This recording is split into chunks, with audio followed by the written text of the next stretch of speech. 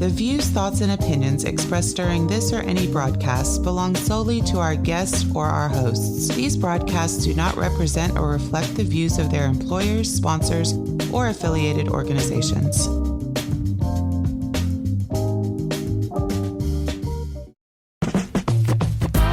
Get ready to flip your perspective on education. Welcome to the Flipboard EDU podcast, where every story is a plus. Join us as we explore innovative ideas, share stories, and discover the power of collaboration in the world of education. We dive deep into the latest trends, strategies, and resources to enhance teaching and learning. From EdTech tools to classroom management tips, we've got you covered. Let's collaborate, communicate, and educate with the best educators in the world right here on the Flipboard EDU podcast with your favorite coach, Coach Jeffrey. Welcome back, Flipboard fam. This is your favorite coach, Coach Jeffrey, and you're tuned into another exciting episode of the Flipboard EDU podcast. Today, we are thrilled to have an exceptional guest with us, none other than Arturo Guajardo. Arturo has an incredible background in education, having started as a bilingual teacher before diving into the world of educational technology. Currently, he's making waves at Pocketalk, a company revolutionizing translation solutions in schools and beyond. In this episode, we'll dig deep into Arturo's journey and his experiences growing up as an emergent bilingual and how his current work is paving the way for a more inclusive and effective communication in the classroom.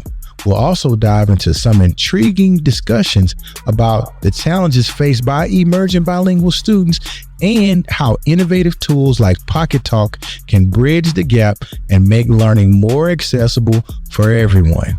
So whether you're an educator, a tech enthusiast, or someone just passionate about language, communication, and students, this episode is packed with insights and stories you won't want to miss. So, like we always do about this time, let's collaborate, communicate, and educate with the best educators in the world right here on the Flipboard EDU podcast. Welcome back, Flipboard fam. This is your favorite coach, Coach Jeffrey. I have another amazing guest here today. I have my man, Arturo Guajardo. Welcome to the show, Arturo. Thanks, Coach. Appreciate you having me. I'm excited to be here, and I know we're going to talk a little bit about ISTE, so I'm very excited about ISTE coming up, but can't believe it's already here. Yes, sir. Yes, sir. So before we get started, let's tell our listening audience a little bit about yourself. Sure, absolutely. Live in Texas. I live in Austin, Texas. Grew up in Houston. My education background, I was actually an English learner growing up. My first language is Spanish. Was able to become a teacher starting in 1993. So I'm aging myself here a little bit. I think that's 31 years ago, something like that. So I taught in a bilingual classroom for 10 years, and then moved on into the EdTech department in the district and supported teachers with EdTech integration. My focus was always on English learners and using technology to support English language learners. So I was able to take my background as a student and as a teacher, and then help teachers with utilizing technology to help those students. From there, went on into the EdTech world on the side of helping teachers and educators all over using technology tools. So I went to work for BrainPop, and I went to work for Osmo, and now I'm at Pocketalk, where I am helping students and teachers with their translation needs all over the country, which is super exciting for me. Gotcha.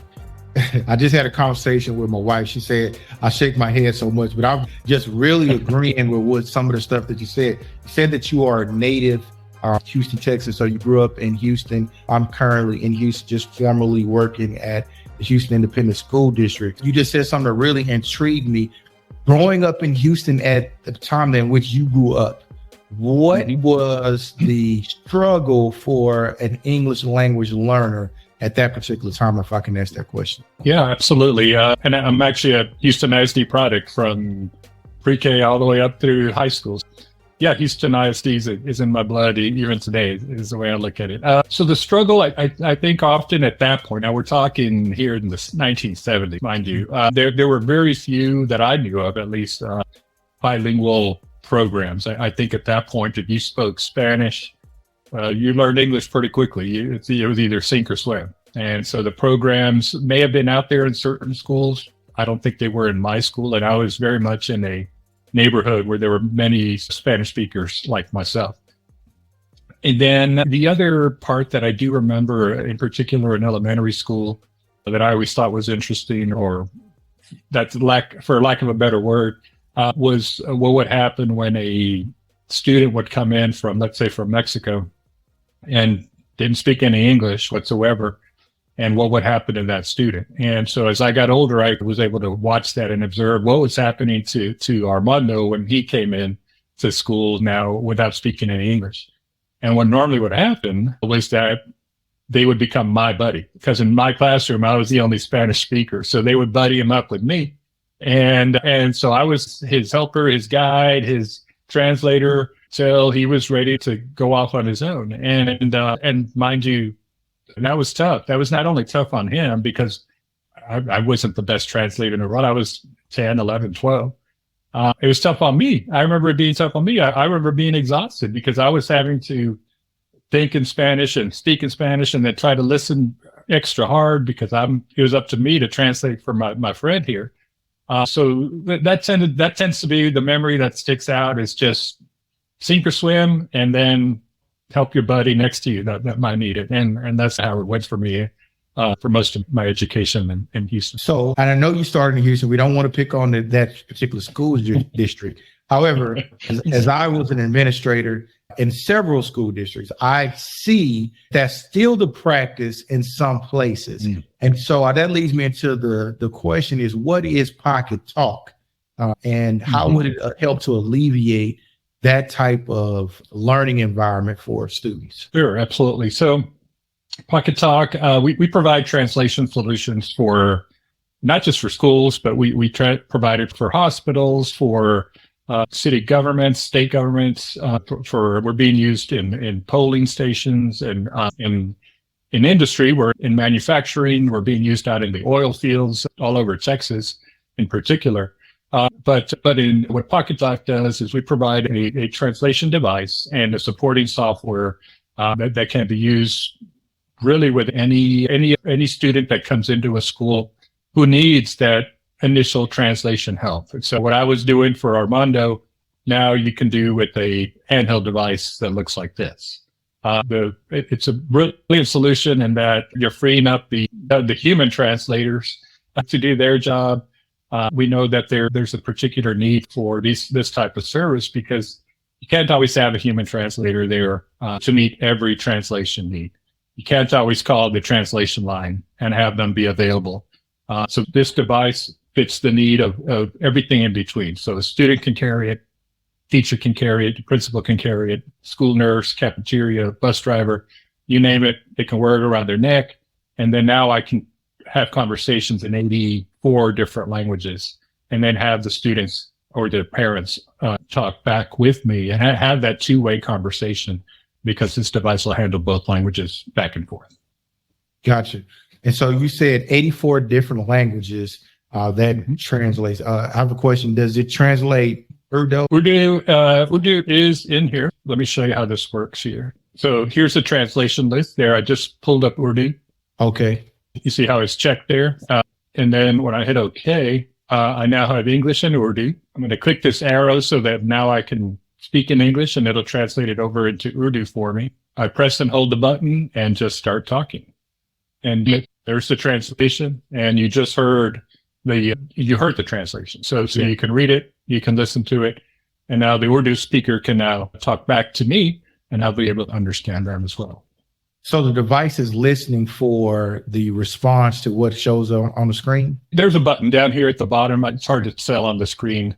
But if you hold that button, I call it the walkie-talkie button. So think of whenever you've used a walkie-talkie, you have to hold it down to start talking and then you release or to stop.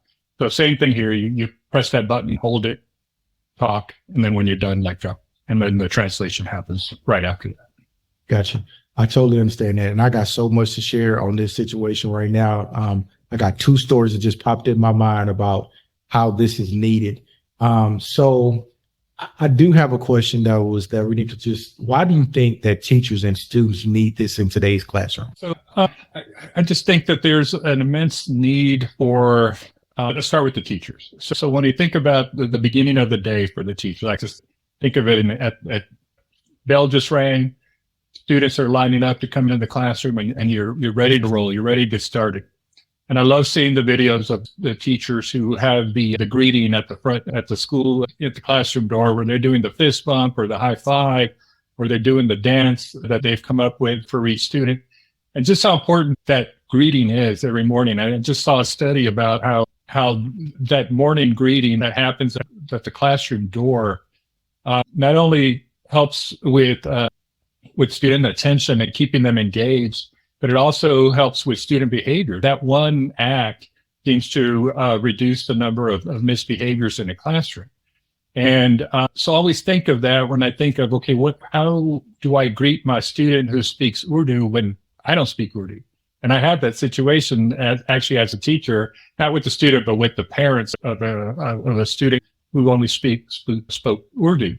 I handled all the Spanish, no problem. I can handle all my Spanish speakers, but that one Urdu speaker couldn't do much for him. So I would have loved to have had this Pocketalk device to help me start that relationship in the morning that carries you through the day, carries you through the month, carries you through the year, when you can have those tight relationships that really make a difference for students. And then think about the student who's come in, that newcomer, that Armando that comes in that doesn't know any English, and they're just passively sitting in the classroom sometimes for months. Imagine half the year a student might sit in your classroom not being able to participate, not being able to ask questions, not being able to show you what they know. So many students come to this country as newcomers and they have so much knowledge, so much to share, and they just can't do it.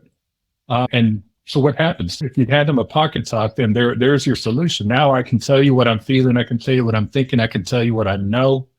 That makes such a huge difference for those students. Just to be heard is just vital. So just in those senses, this Pocketalk is an amazing tool.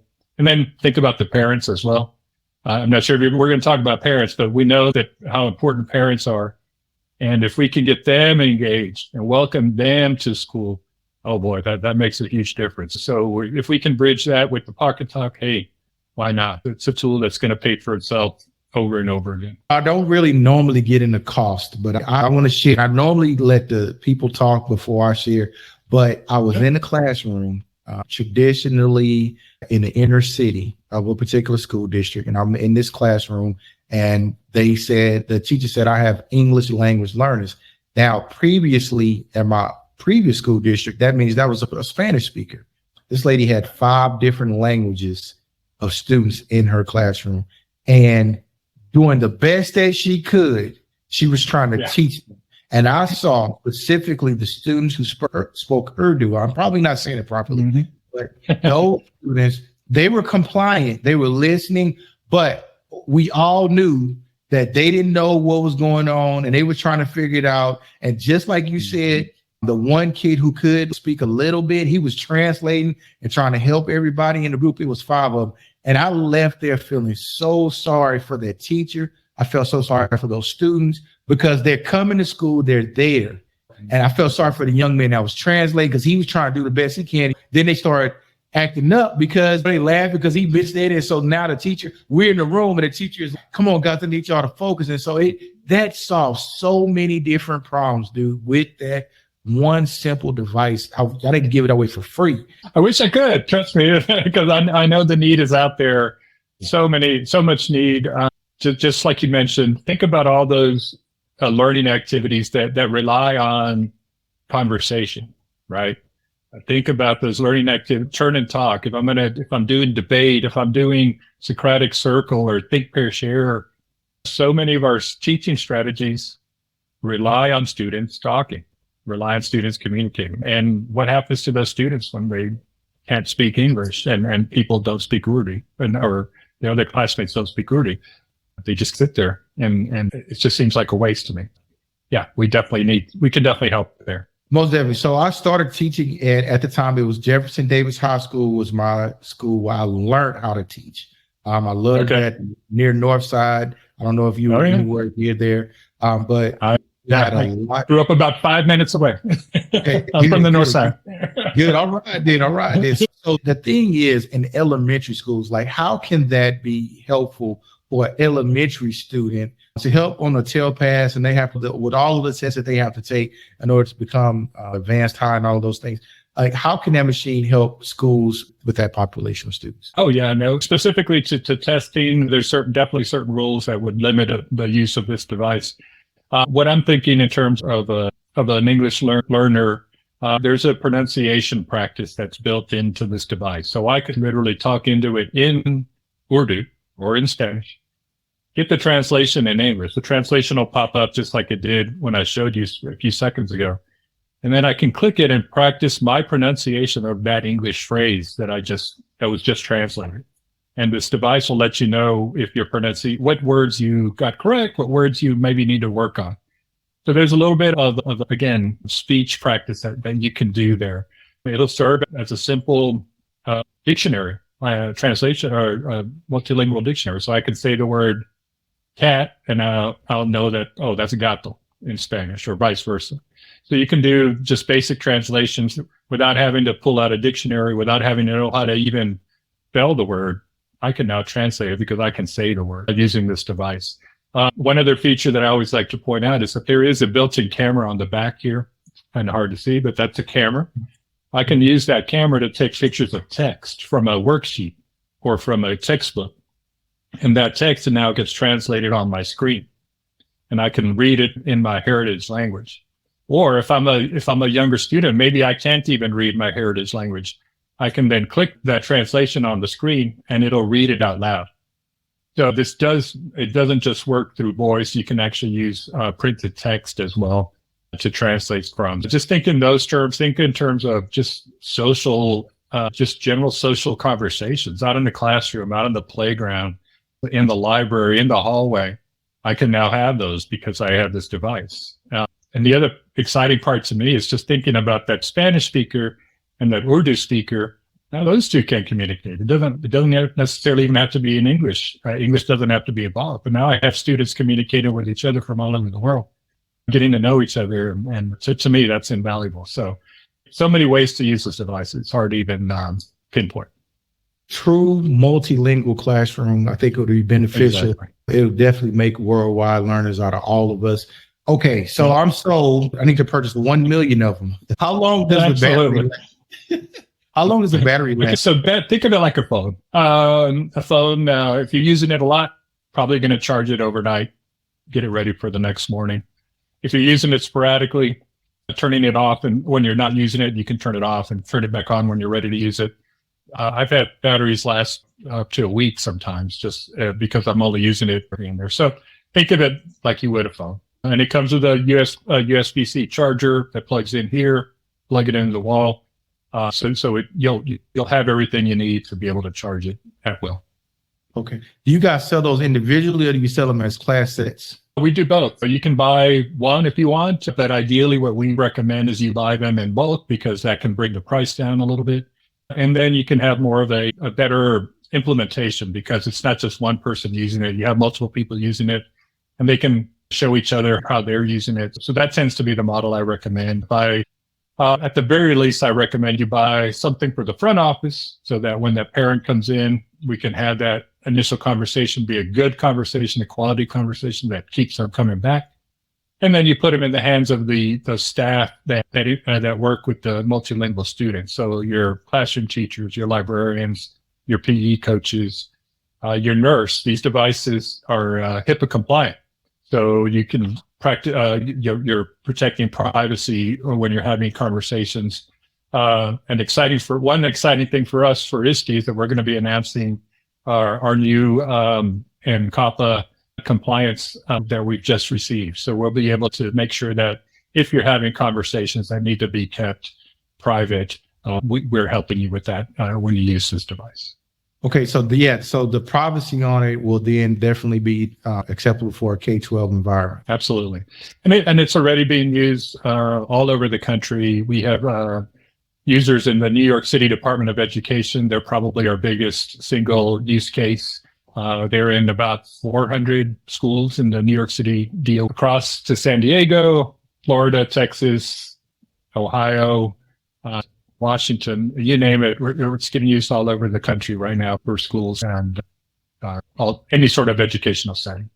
Gotcha. So do you have to purchase the device with the software? Does the software get updated, or how does that work? So the software on the device does get updated. We run updates about 4 or 6 times a year. And as long as you have the device on Wi-Fi, it'll run the update. It'll prompt you. You hit yes, you're good to go. The other software that we offer, the supporting software called Ventana, and that software is great for collecting usage data. So I can now find out how much is Urdu being used in my classroom? How much is Spanish being used in my classroom? Is there a new language that's being used in my classrooms that I need to start maybe thinking about assigning some staff to support that particular language? So you'll get usage data for your tech team. You'll get some device management tools that'll help them get the devices onto Wi-Fi and to keep their devices more secure. So that is a separate add-on subscription. You don't have to have the Ventana management system to use the devices. You could just use as many of these as you want. The management system just helps when you're deploying a large amount. Wonderful. That's excellent. And the rollout to the kids who get them, what does that training look like for students? Hey, what I showed you when I literally selected my languages and clicked the button, that's virtually the training right there. There isn't much that this device does beyond translating. It does translating extremely well, and I'll keep that in mind, but that's all it does. So there's no need to worry about anything else when it comes to training. And there's no need to worry about handing this to a student because there's no browser on here. They can't use it for anything other than translation. So I know that there's been recent spike in the number of cell phone bans that are happening across the countries and schools. And oftentimes schools will rely on phones for translation assistance. But if phones are out of the picture, then I think you're going to need something like this to help meet the needs that are there. That is an amazing tool. Again, I'll take 5 million and we'll give all the Texas students to get it for free. Anybody? Yeah, absolutely. Yeah, and just think about all the conversations that go untranslated. I always think of that because there's certainly a place for human translators and a place for the translation lines. But I would say, 95% of the conversations that happen at school are impromptu. They're in the hallway, they're in the classrooms. You're not going to call the language line for those, right? You're not going to call a language line to teach a student how to play kickball or tell a student that, hey, a fire drill is coming up. So this is what a fire drill is. You're safe. Just know that this is what we're doing. You can't call a phone line for that. You can't call in a human translator all the time for that. So many of these conversations that should happen aren't happening. And you think of what's the cost of untranslated conversations. And that's where we come in. That's where we can help. You hit the nail on the head because school is so much more than instruction. And although a lot of us focus on accountability and that type of thing, the social emotional learning for those students, especially students who come from another country in ways just to get here, those conversations that are not being had and the social emotional that happens in those kids, I really need it. We definitely need something like that. For sure. I'd like to tell a story. This is a sad story, but it's a true story.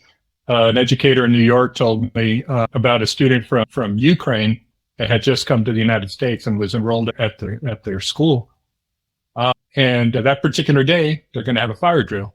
And imagine a student from Ukraine who probably has never been involved in an American-style fire drill, all of a sudden hearing a siren go off in their school.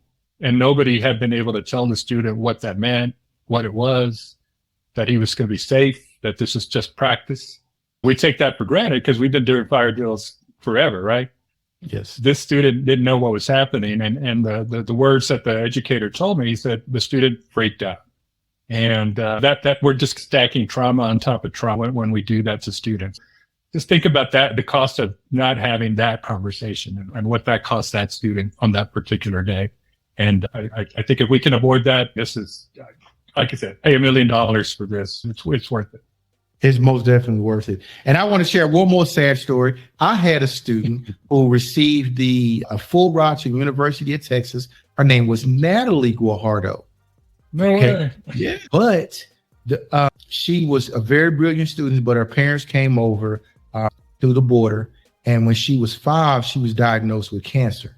And so because she went to school, the doctors were talking to her, and she had to translate to her parents that she had almost a terminal form of cancer at 5 years old. And again, let's just get them devices out. Hey, let's go ahead. And, I don't know who's listening to this, but we pretty wide. Hey, I need you guys to buy this device, okay, and give it to every student who needs it. Yeah, think about the wraparound service, just being able to give one to a parent, and then they can take it on to the doctor's appointment or to the DMV when they need to get their driver's license renewed. It can just make a huge difference for kids. And yeah, that's a tough conversation. Wow. Yes. Arturo, man, hey, well, look, it's been great talking to you, sir. I am going to ISTE. I'm going to be glad to be there again. Have you been before? All right. This will be my 21st ISTE. I've been to many ISTEs. Yeah. I've been going since 1998. Oh, wow. You're an old school ISTE guy. Okay. I'm a veteran of ISTE. Yes, I'm a big fan, and I'm still excited. It still excites me every year just to know that I'm going to go to ISTE and see all the excitement and the teachers and all the great presentations and the exhibit hall that's just crazy massive. And it really gets my energy going. It's just something that I wish everybody could experience, and every educator should get to ISTE at least once. Most definitely. What booth are you guys going to be at? So we are in booth 1297. If you go up the main hallway in the exhibit hall, we're going to be a little bit past the middle on the right side. So keep an eye out for us. We're going to be speaking in Japanese and Chinese and Spanish. We're going to have some coffee. So definitely stop in and grab some coffee and have a conversation. And like we say, welcome to the conversation with Pocketalk. Bienvenidos a la conversación. That's excellent. And where can our listening audience find you guys at for those who want to purchase the device? You can definitely go to Pocketalk.com. You'll get all the information there if you want to just learn more about the device. If you need help from me, don't hesitate to reach out. I'm Arturo at Pocketalk. So it's Arturo at Pocketalk. And remember, Pocketalk just has one T, Pocketalk.com. Okay. Thank you so much, Arturo. We sure appreciate you speaking with us, and you have a great day. Thank you, Coach Jeffrey. I look forward. I hope we see each other at ISTE, and come by the booth, please. Most definitely. For coffee, most definitely. Yeah, come by. We'll have coffee for you for sure. That wraps up another enlightening episode of the Flipboard EDU podcast. A big thank you to our guest, Arturo Guajardo, for sharing the insights and expertise on supporting multilingual learners and introducing us to the incredible Pocketalk device. It's clear that tools like these can make a significant difference in fostering better communication and understanding in our diverse classrooms. Remember, our goal as educators is to ensure every student feels heard and valued. And innovative solutions like Pocketalk can bridge the gaps in language barriers, making educational experiences more inclusive for all. So if you found today's discussion inspiring, you may want to visit Pocketalk's website. We'll be back for more exciting topics and guests real soon. Meanwhile, stay connected, stay informed, and keep flipping those experiences in your Flipboard magazine. This is Coach Jeffrey, your favorite coach, and remember that every story is a plus on Flipboard.